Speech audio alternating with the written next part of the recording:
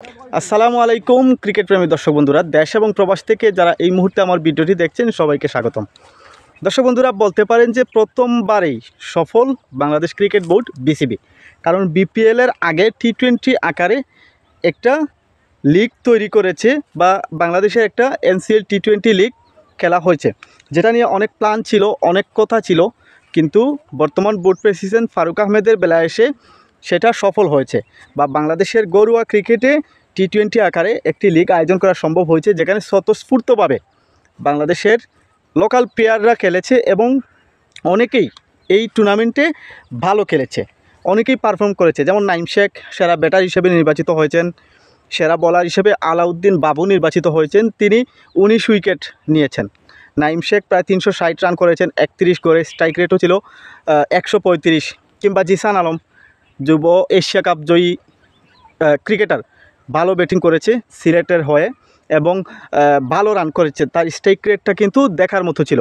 Bowling batting সব দিক দিয়েই মোটামুটি লোকাল ইয়াং প্লেয়াররা কিংবা যাদের জাতীয় দলে অভিষেক হয়েছে তারাও কিন্তু যথেষ্ট ভালো খেলেছে এবং সবাই মোটামুটি একটা পারফর্ম করেছে বিপিএলের আগে, এবং তারা বিপিএলে আসলে কীরকম করবে, তাদের পারফরমেন্সের ধারাবাহিকতা ধরে রাখবে কিনা সেটাও আসলে দেখার বিষয়। কারণ বাংলাদেশের টি-20 ক্রিকেটে হার্ড হিটার নাই, পাওয়ার হিটার নাই, ভালো টি-20 স্পেশালিস্ট বোলার নাই, টি-20 স্পেশালিস্ট ব্যাটসম্যান নাই। আর এগুলা তৈরি না হওয়ার পেছনে ছিল যে আসলে বাংলাদেশে টি-20 ক্রিকেটের কোনো পরিবেশ নেই। এমনটা চিন্তা করেই মূলত সাবেক বোর্ড প্রেসিডেন্ট নাজমুল হাসান পাপনের সময় থেকেই মূলত এই একটা প্ল্যান ছিল যে বাংলাদেশে টি-20 বিপিএলের আগে আরেকটা টি-20 লিগ ঘরোয়া ক্রিকেট বা লোকাল ক্রিকেটের জন্য আয়োজন করা, যেখান থেকে আমরা টি-20 ক্রিকেটারদেরকে তুলে আনতে পারবো বা ভালো ভালো টি-20 বোলার ব্যাটসম্যান বেরিয়ে আসবে।